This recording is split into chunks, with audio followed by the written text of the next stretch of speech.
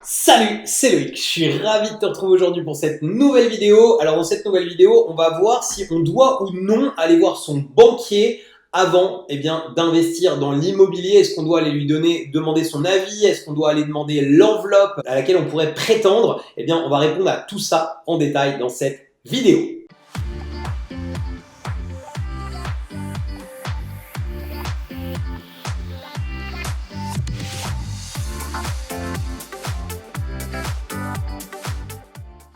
Alors juste avant de démarrer, je t'invite à t'abonner à la chaîne, à rejoindre des milliers d'investisseurs et d'entrepreneurs qui l'ont déjà fait. Pour ça, tu as juste besoin de cliquer sur le bouton s'abonner qui est apparu dans la vidéo ou bien juste en dessous de la vidéo. Et surtout, n'oublie pas la petite cloche pour être prévenu à chaque fois que je publie une nouvelle vidéo. Je t'ai mis aussi avec le petit i comme info, tout simplement un lien pour pouvoir télécharger le guide de l'investissement, ce guide PDF qui te permet de pouvoir démarrer sereinement des investissements rentables. Alors, c'est une chose que beaucoup de gens font. Ce qu'ils font, c'est qu'ils commencent par aller voir en fait leur banquier pour savoir s'ils peuvent investir en immobilier et également combien ils peuvent se permettre d'investir, à quelle enveloppe est-ce qu'ils peuvent avoir droit. On va voir dans cette vidéo s'il faut le faire et ou s'il ne faut pas le faire.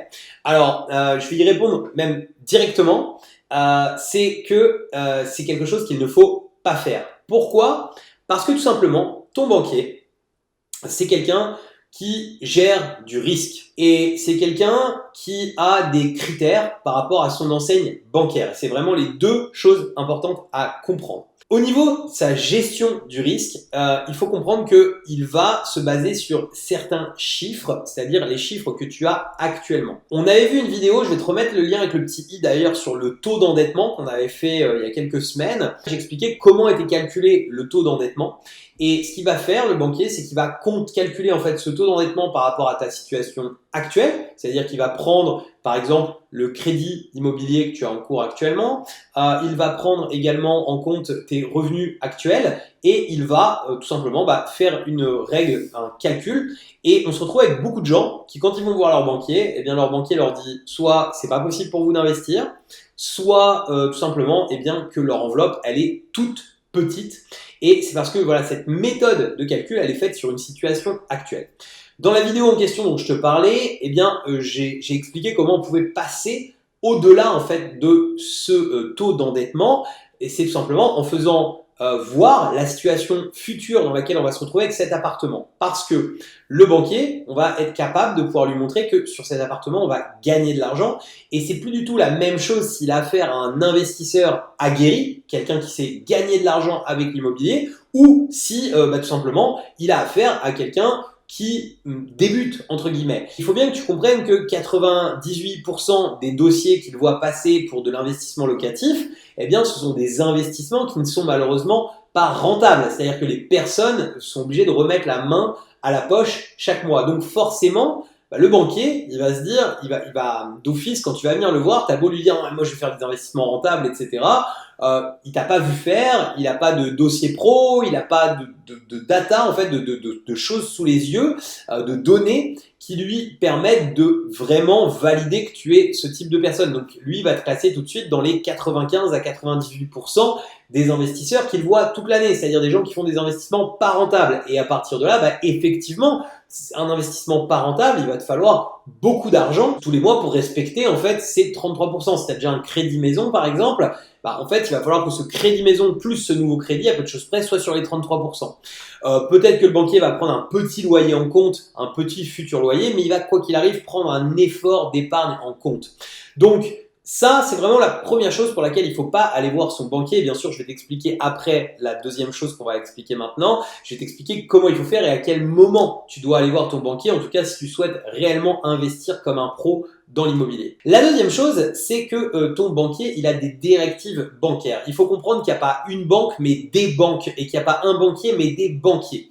Parce que tu as des politiques de banque qui sont différentes à certains moments, qui sont différentes face à l'investissement immobilier suivant les réseaux. D'ailleurs, si ça t'intéresse, mets-moi dans les commentaires si tu souhaites à un moment que je fasse un petit peu une vidéo sur les réseaux pour que tu comprennes mieux quels sont les réseaux qui nous financent plus facilement, moins facilement. Mais par exemple, il y a une banque que je peux te citer qui est le Crédit du Nord. Alors, ça s'appelle pas Crédit du Nord partout, c'est tu sais celui qui a l'étoile bleue, il y a je sais plus en Rhône-Alpes, je crois que c'est Crédit de Rhône-Alpes, enfin bref. Bah, tu vois, par exemple, cette banque, c'est le même groupe que la Société Générale et c'est très très fermé pour faire du 110%. Et en réalité, il faut que tu aies vraiment des critères avec beaucoup d'argent et beaucoup de revenus pour qu'on puisse te faire du 110% chez eux. Il y a cette vérité dans plein de banques, c'est-à-dire qu'il y a des banques qui sont plus ouvertes que d'autres. Et tu as aussi, comme je disais, donc il y a des banques. Donc si ça se trouve, ta banque n'est pas une bonne banque pour l'investissement locatif, donc forcément ton banquier en face va être par rapport aux directives de sa banque et peut très bien te dire non, ça n'est pas possible que tu investisses, mais si tu allais voir une autre banque avec ton dossier, eh bien finalement cette banque dirait bah oui, ça me semble cohérent que vous fassiez un investissement locatif. Des fois, ça m'arrive très régulièrement, à chaque fois que je cherche un prêt même, il y a des banques qui me donnent des refus. C'est pas parce que j'ai des revenus importants aujourd'hui et ça n'a pas toujours été le cas, hein, mais en gros, si tu veux, j'ai l'impression que c'est à peu près aussi difficile, bon peut-être parce que je soulève des sommes plus importantes, mais c'est aussi difficile aujourd'hui de soulever des prêts pour moi que ça l'était au moment où j'avais une situation qui était très dégradée.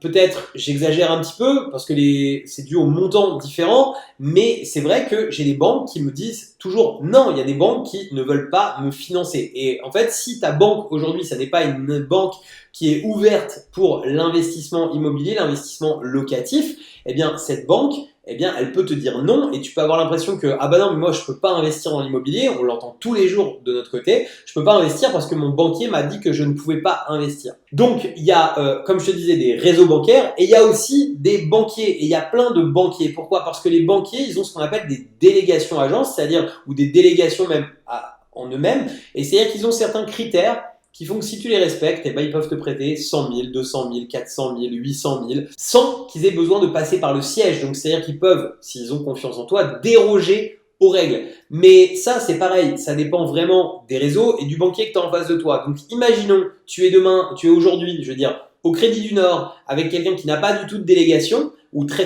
peu, eh bien, lui va te dire non, ça n'est pas possible. Mais demain, tu vas chasser ce même prêt et ce même bien dans une autre agence d'un autre groupe avec un banquier qui a une délégation à hauteur de, je sais pas, peut-être 150 000 euros et qui a une pleine confiance en toi, en ton projet et qui adore l'immobilier, qui a l'habitude de financer de l'immobilier et qui voit que c'est bien ficelé, eh bien, il est tout à fait capable, lui, de te dire oui, alors que tous les autres t'auront dit non.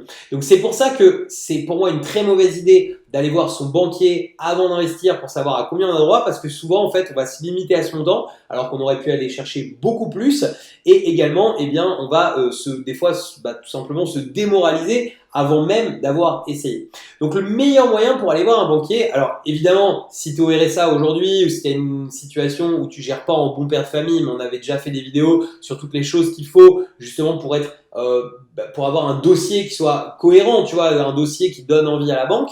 Mais en tout cas, si t'es pas dans ce cas-là, mais que tu as simplement un endettement qui est peut-être un peu haut, eh bien, n'hésite pas tout simplement à aller d'abord signer un compromis sur un projet évidemment raisonnable, aller signer ce compromis, monter ton dossier, un dossier professionnel, un dossier qui parle le même langage que la personne qui est en face de toi, qui est un banquier.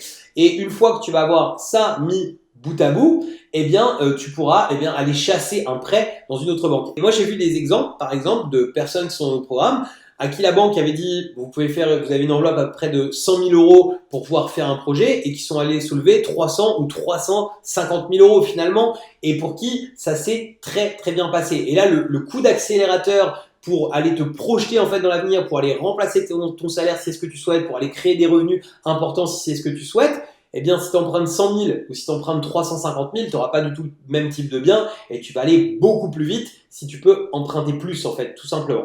Voilà. Alors, évidemment, ce que je rappelle toujours, c'est qu'il faut emprunter par rapport à la hauteur de ce qu'on a envie de réaliser, par rapport à ce qu'on sent. C'est-à-dire que c'est pas une course, c'est pas un sprint. On n'est pas en train de vouloir absolument avoir un maximum, le minimum de temps. Avant tout, il faut se sentir à l'aise avec les projets qu'on fait, mais il faut pas que ton banquier soit un frein à ce côté justement à l'aise. Il ne faut pas que ce soit quelqu'un qui t'arrête dans tes projets parce que on peut faire les choses bien différemment.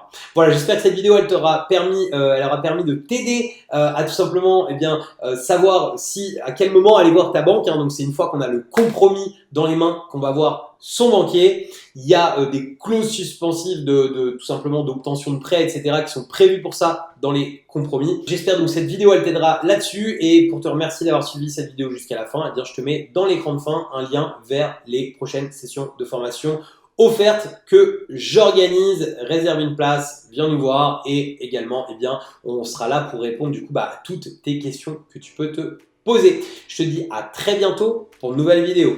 Ciao!